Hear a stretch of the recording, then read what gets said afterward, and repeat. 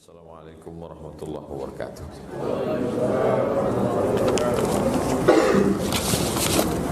Apa benar jika kepala keluarga berkurban itu pahalanya semua anggota keluarga sudah dapat? Ini pertanyaan atau penawaran? Allahu a'lam. Jadi saya sebutkan tiga-tiga supaya kita jangan sampai gara-gara ini nanti yang sudah berkurban satu rumah 7 kupon jadi tinggal satu. Tadi saya dengar di Bang Rio Kepri, Ustaz Somad, kepala rumah tangga sudah cukup, maka istri anak-anak nggak perlu kurban lagi. Nah, itu. Jadi kita bahas kurban ini dilakukan Nabi 3 model. Yang pertama yang paling atas, waktu haji wada Nabi memotong kurban 63 ekor onta sendirian. Habis itu pisaunya diberikan kepada Sayyidina Ali. Sayyidina Ali memotong 37. 37 tambah 63 sama dengan 100 ekor onta sendirian. Jadi Bang Riau Kepri yang orangnya banyak berkecimpung dengan duit, walaupun duit orang, yang punya duit banyak, cobalah yang dilakukan Nabi. Saya mau dengar berita Bang Riau Kepri satu orang memotong 100 sapi limosin. Amin. Jadi orang Islam targetnya mesti begitu. Sebelum saya mati, kalau saya kaya raya macam Nabi, maka 100 ekor onta susah. Gimana mau bawa onta naik pesawat? Itu yang paling tinggi. Itu kalau masuk surga nanti level VVIP. Yang kedua level bawah, naharna ma'an Nabi SAW amal Hudaybiyah. Pada Hudaybiyah tahun ke-6 kami menyembelih hewan kurban, satu onta 7 orang. Jadi kalau ada bapak ibu mengatakan pergi ke masjid, Pak Ketua Masjid, ini 2,5 juta untuk saya, 2,5 juta istri saya, 2,5 juta anak saya, 2,5 juta menantu saya, kami bertujuh satu sapi. Nah, itu level 2. Yang paling bawah level 3, inilah yang pertanyaan. Satu kambing kepala rumah tangga untuk yang ada di rumah. Nah, itu masuk surga kaki-kaki 5-nya lah. Tapi masuk juga. Nah, itu. Jadi pahami secara utuh. Saya anjurkan Bapak Ibu berkurban yang bagus itu level pertengahan tadi. Yang udah buat macam itu di masjid-masjid, kita tabung wakaf gitu juga, karena tabung wakaf ini pakai kambing atau sapi, Ustaz? Sapi. Nah, jadi ibu, bapak, mantu, ponakan, cucu, 7 orang satu sapi. Nah, itu yang pertengahan. Jangan pakai tawar satu kambing satu rumah tadi. Tapi jadilah daripada tidak. Apakah kurban tersebut setiap tahunnya harus bergantian nama dalam satu keluarga untuk melakukan kurban? Ini biasanya bapak-bapak yang waktu daftar, tolong buat nama istri saya. Nama bapak aja, kata Ustaz yang di masjid. Saya takut pulang ke rumah. Nah, ini bapak-bapak yang macam ini nanti tidak kena azab kubur lagi. Saking kan sudah azabnya di dunia. Dia takut di kwitansi itu, karena dari rumah, Bang, mesti namaku. Ya nama Bang.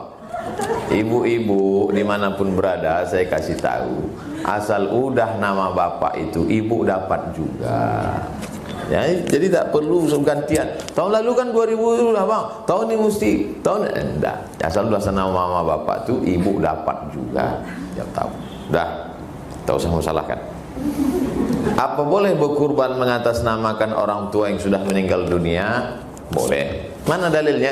Waktu Nabi menyembelih kurban, Allahumma taqabbal min Muhammad wa ali Muhammad. Terimalah kambing ini dari Muhammad dan keluarga Muhammad SAW.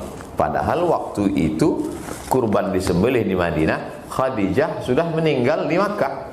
Itu menunjukkan sampai ke keluarga yang sudah meninggal. Ambil kambing kedua, Allahumma taqabbal min Muhammad wa ummati Muhammad SAW. Terimalah untuk Muhammad dan untuk umat Muhammad SAW. Padahal waktu itu umat Muhammad sudah banyak yang meninggal di Makkah dan di Madinah. Seandainya yang meninggal tidak dapat, pasti dikhususkan Nabi, ya Allah terimalah kurban untuk umat Muhammad yang hidup aja, yang mati tak dapat. Itu menunjukkan yang sudah meninggal dunia sampai. Kalau ada nanti orang ngotot bilang yang meninggal nggak sampai, tolong kasih nama lengkap. Nanti kalau kau mati, aku kirim kambing. Kalau tak dapat, cepat-cepat kasih kabar. Ustadz, bagaimana dalam agama Islam sunat bayi perempuan karena menurut medis tak ada pengaruhnya dan rumah sakit tak memfasilitasi? Zaman Nabi ada khattanah. Khattanah, perempuan tukang khitan. Itu membuktikan bahwa ada apa tidak khitan? Ada. Maaf beribu maaf. Pesan Nabi kepada si khattanah ini, ikhfidhi, potonglah, tapi jangan terlalu banyak. Efeknya kalau terlalu banyak menyebabkan frigiditas, dingin, hilang hawa nafsu seksualnya. Maka dalam mazhab Syafi'i, khitan perempuan itu hukumnya wajib.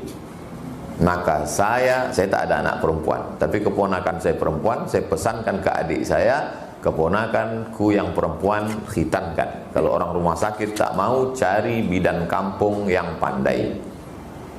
Jadi bagi anak keponakan yang berpegang pada mazhab Syafi'i, khitankan. Di antara manfaatnya adalah untuk, maaf beribu maaf, mengurangi libido seksual menurut mazhab Syafi'i.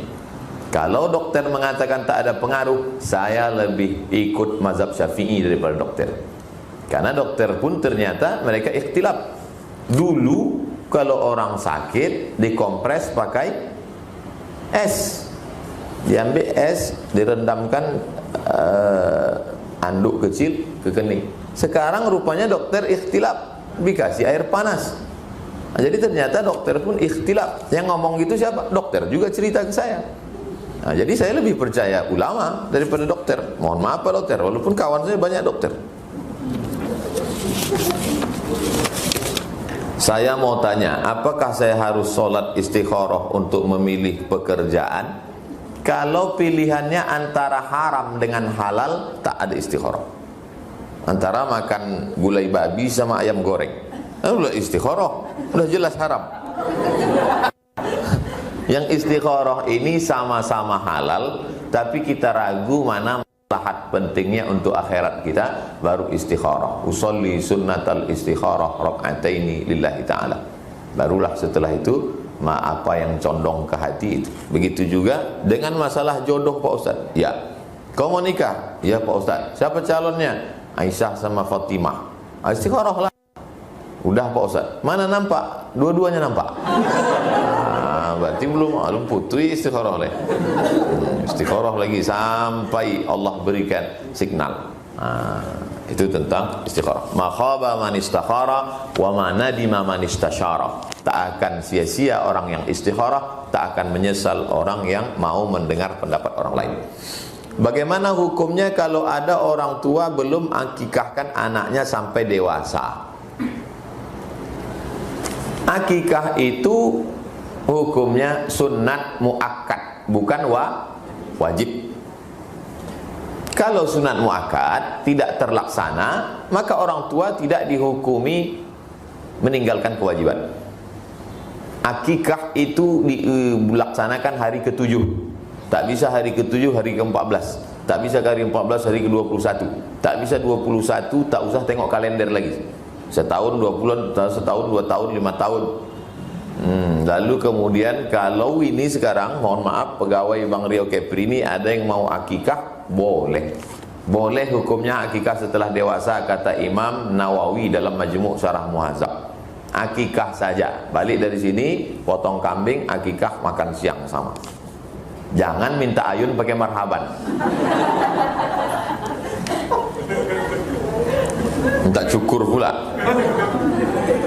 Apabila seorang ayah belum diakikahkan orang tuanya, apabila seorang ayah belum diakikahkan orang tuanya, apakah boleh dia mengakikahkan anaknya tersebut? Boleh mengakikahkan setelah dewasa. Baca buku 37 masalah populer di pembahasan akikah setelah dewasa. Aqa'an nafsihi ba'nama bu'itsa nabiyan. Nabi mengakikahkan dirinya setelah dia jadi nabi. Kita boleh mengakikahkan diri sendiri kalau ada duit, dan bapak ibu boleh mengakikahkan anak yang sudah lewat. Tapi yang belum punya anak, nanti diagak-agak hari ke-7, hari ke-14, hari ke-21. Bagaimana kalau kita ikut kurban tapi tidak di wilayah rumah kita dan bukan pula di kampung kita, tapi mencari masjid lain yang proses kurbannya sesuai sunnah? Tidak boleh membawa daging kurban lebih dari jarak qasar salat. Jarak qasar salat 89 km. Al-Fiqhul Islami wa Adillatu. Jadi membawa daging kurban dari sini ke Tugu Talang, berarti udah lewat qasar salat. Kenapa dibolehkan kurban ini? Karena menurut prediksi kita Pekanbaru ini rata-rata radius nih sudah. Karena saya sendiri menanya ke masjid tempat saya, Pak Ketua Masjid, sudah berapa sapi kita? Ada 2 ekor. Cukup itu. Karena udah bagi setengah kilo, 1 kilo cukup. Ketua masjidnya saya sendiri. Artinya komunikasi tetap dijaga. Yang mau mengalihkan kurbannya ke daerah lain, tanya ketua masjid. Pak Ketua Masjid, berapa kurban kita? Ada 1 sapi. Mohon izin Pak Ketua, saya tahun ini mau kurban untuk talang mama. Jangan talang mama sini. Tadi kata Ustaz Somad. Kalau Ustaz Somad, ya tak apa-apa. Kalau kebetulan dia ini viewer saya, tapi kalau hater saya, sesat dia tuh. Oleh sebab itu maka ini kurban komunikasi supaya kita tidak dituduh aliran sesat dan lain sebagainya. Ketika suami mau ke masjid biasanya memberi salam kepada istri. Bahkan istri cium tangan suami. Riwayat ada menyebut bahwa pada zaman Rasulullah ketika mau ke masjid malah Nabi mencium pipi. Tidak bisa mengambil hukum dari satu hadis. Nabi mencium pipi, tapi kau tak sama macam Nabi. Maka tak bisa mengambil hukum dari satu hadis. Kaifa nata'amal ma'as sunnah? Bagaimana berinteraksi dengan sunnah? Kitab Syekh Yusuf Al-Qaradawi, Al-Jam'u bainal ahadis. Tentukan satu tema, lalu kumpulkan banyak hadis, barulah diambil satu hukum tentang masalah menyentuh perempuan yang tak mahram. Setelah berwudu, menurut mazhab Syafi'i bersentuh kulit batal. Menurut mazhab Hanafi bersentuh kulit tak batal. Karena makna lamastumun nisa bukan sentuh kulit. Maaf beribu maaf, maksudnya jima baru batal. Menurut mazhab Maliki bersentuh kalau tak bernafsu tak batal. Tapi kalau nafsu batal. Saya tak menyalahkan Maliki. Kalau saya nyalahkan Maliki berarti saya nyalahkan guru saya. Semua guru saya di Maroko mazhabnya Maliki. Tapi saya tidak mengamalkan mazhab Maliki. Saya mengamalkan mazhab Syafi'i. Makanya kalau saya bersentuhan dengan perempuan, dulu waktu di kampus ambil wudhu dari asrama, berangkat beli tiket itu biasanya keluarkan duit pegang. Dipegangnya ujung jadi batal walaupun tak nafsu. Kenapa Ustadz lebih memilih mazhab Syafi'i? Lebih selamat. Mazhab Syafi'i itu lebih selamat. Maksud Ustadz lebih selamat gini, tersentuh saya dengan perempuan di halte bis waktu kuliah. Habis itu sholat saya di kampus. Allahu Akbar. Datang setan berbisik, kau tadi nafsu. Tidak, saya bilang. Kalau saya sudah berwudu, setan tak bisa ngoda karena saya sudah wudu. Tapi kalau saya tak wudu, kau tadi nafsu. Tidak, saya bilang. Ada sikit. Itulah maka mazhab Syafi'i itu lebih selamat, ihtiyatnya lebih tinggi, lebih hati-hati dalam masalah imsak. Itu ada dalam mazhab Syafi'i menunggu 50 ayat. Yang sekarang di Pekanbaru 10 menit. Kalau mazhab Maliki tidak ada. Di situ azan baru berhenti. Masih tersangkut-sangkut daging di mulut. Kalau mazhab Syafi'i bersih. Jadi saya bukan pilih-pilih mazhab, tapi memang mazhab Syafi'i ini lebih aslam, lebih selamat. Walaupun Imam Malik itu guru Imam Syafi'i. Jadi tentang masalah ini saya pegang mazhab Syafi'i. Apalagi tempat kita ada air sungai Siak, apa saya salah payah. Wudu, sentuh sikit wudu. Ustadz dulu pernah belajar nyantri di pesantren mana? Saya mau masuk SD tak diterima karena tangan kanan tak bisa memegang telinga kiri. Akhirnya masuk ke madrasah. Masuk madrasah sampai kelas 3. Habis itu pindah ke pesantren Darul Ulum namanya, dibangun oleh Bupati Abdul Manan Simatupang. Setelah itu masuk SD Al-Wasliyah. Jadi SD saya 3, An-Najah, Darul Ulum, Al-Wasliyah. Habis itu masuk madrasah sanawiyah al-wasliyah muallimin. Habis itu masuk pondok pesantren Darul Arafah. Waktu itu santrinya 1.800. Sholatnya macam sholat Jumat, makannya ngantri panjang. Habis itu masuk ke madrasah muallimin al-wasliyah lagi. Habis itu saya tak sekolah 5 bulan. Menurut saya tak ada gunanya sekolah, buang-buang waktu, buang-buang duit. Saya mau minta belikan mobil kol diesel, beli ikan asin, jual ikan asin. Kata orang tua saya tetap sekolah. Akhirnya saya tamat madrasah Aliyah Nurul Falah Air Molek Indragiri Hulu tahun 96. Masuk ke UIN Suska YIN waktu itu 96, 98 ke Mesir. Tamat 2002, 2003 Universiti Kebangsaan Malaysia, 2004 Darul Hadis Maroko, tamat 2006, 2007, 2008 pulang Pekanbaru. Habis itu ke Sudan, ikut Ustadz Zulhendri Rais, Dewan Syariah. Lalu kemudian munaqasah sidang S3 2019 Desember.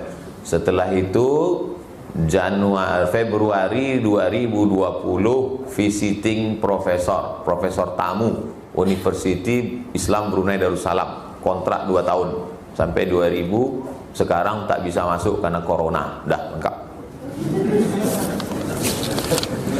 Mohon maaf jika pertanyaan di luar tema. Apa harus kita lakukan jika ada makam keluarga kita yang posisinya jauh terperosok dalam semak, ada binatang yang dapat membahayakan bagi peziarahnya seperti ular? Apakah makam tersebut boleh dipindahkan? Tak cukup syarat untuk pindah. Yang boleh dipindahkan itu darurat tingkat tinggi. Misalnya perluasan kota, makam pahlawan mau dibangun mall, maka dipindahkanlah makam ke pinggir kota. Beberapa makam terjadi perpindahan dari pusat kota di pinggir kota. Makam pahlawan biasanya karena perluasan kota. Adapun karena begini tak bisa, karena jenazah itu mulia, tak boleh dimain-mainkan. Oleh sebab itu kalau begini kasusnya, izinlah kepada warga masyarakat supaya dibuatkan jalan setapak gang, dibersihkan, kemudian keliling tanah wakaf itu dibuat bersih supaya orang bisa ziarah. Kuntu nahaitukum an ziyaratil kubur, dulu kularang kamu ziarah kubur, ala fazuruha. Sekarang ziarahlah kamu. Guna ziarah itu 3. Pertama, tudmi'ul ain, meneteskan air mata. Kenapa air mata menetes? Turiqul qulub, karena hati lembut. Kenapa hati lembut? Tazkiratan lil maut, ingat mati. Ingat mati. Nah, jadi sering-sering ziarah. Kalau bisa sebulan sekali ziarah. Kalau perlu cari rumah yang dekat kuburan. Kita ziarah. Kalau ke tempat saya, orang kalau ke tempat saya sekali ziarah 2 kali. Karena sebelum masuk ke tempat saya lewat kuburan. Mau masuk lewat kuburan, mau keluar lewat kuburan. Nah, kalau tempat saya mengucapkan salamnya, Assalamualaikum ya ahlal kubur. Dari kubur. Yang perempuan yang suka shopping ke mall berhenti, bagus sering-sering ziarah. Ingat mati. Terakhir, saya sudah menikah. Seorang laki-laki punya anak 1, tinggal dengan ibu kandung saya. Niat saya ingin merawat ibu kandung saya, tapi kami bersama pergi pagi pulang petang. Ibu saya tinggal sendiri di rumah, selalu sedih karena kami tinggal. Anak kami titip ke penitipan. Bagaimana caranya bisa buat bahagia ibu? Apakah berdosa kami meninggalkan ibu sendiri di rumah? Hari Ahad kan libur. Hari Ahad ibu itu dibawa ke mall. Bawa ke mall. Di mall kan sekarang tetap buka. Saya dulu semua mall di Pekanbaru ini pernah saya bawa emak saya. Mall SKA, mall itu semua. Semua rumah-rumah makan ini dari mulai ujung enggak, yang arah ke Lipat Kain. Dari rumah makan Kampar tuh, Teratak Buluh, rumah makan Kampar yang udangnya besar-besar tuh. Nah, itu sampailah ke ujung Rumbai sana. Nah, itu semua rumah makan tuh. Jadi setelah meninggal baru saya tahu manfaatnya. Dulu tak ada yang ngajar. Kalau duduk di tempat dia makan dulu, itu rumah makan di Kampar tuh, duduk di situ dipesan makanan yang sama, hilang rindu kita. Nah, jadi yang punya emak, punya ayah sekarang, jangan hari ini, hari libur. Ya. Bawa. Jadi tidak perlu tiap hari. Saya tiap hari pergi ke mana-mana, tapi hari Ahad tu khususkan hari. Termasuk sebelum meninggal. Meninggal hari Senin, hari Sabtu tu kosong. Tanggal 16 Maret 2019 kosong. Hari itu kosong, tak ada handphone, stop. Jalan keliling, makan ini segala macam. Hari Ahadnya saya pergi ke Madura. Ahad malam Senin, habis dia makan sahur karena dia puasa Senin, mandi bersih, sakit kepalanya, meninggal.